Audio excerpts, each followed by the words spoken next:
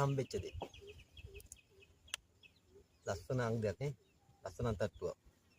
ඊට මේ ලස්සන අන්තට්ටුවේ පිටිපස්සේ ලොකු දුකිතර කතාවක් තියෙනවා. මේ සතා කාගේ හරි ගොදුරක් වෙච්ච කෙනෙක්. ඒ කියන්නේ එක්ක දිවියගේ නැත්තම් මිනිස්සෙක්ගේ. සාමාන්‍යයෙන් මුවෙක්ගේ ගෝණෙක්ගේ අඟක් අපිට මේ විදිහට තනි අඟක් හම්බුත් එහෙම වැටිච්ච. ඒ සතාගේ ස්වභාවික වැටිච්ච අඟක්. ඒත් අපිට මේ වගේ අන්තට්ටුවක්ම හම්බෙනවා කියන්නේ කාගේ හරි සතෙක්ගේ නැත්තම් මිනිස්සෙක්ගේ හරි ගොදුරක් වෙලා.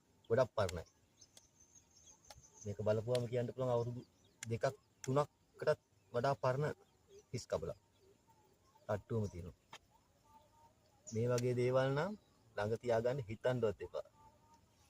මේකත් තියාගත්තොත් මොකක් හරි ගැලවිල්ලක් දාගන්න පොඩි දඩියකින් හරි. හැබැයි මේක තියාගත්තොත් නම් පුතේ සෙල්ලම් වෙන්නේ නැහැ. එහෙනම් මේ දෙකම තියලා යන්න.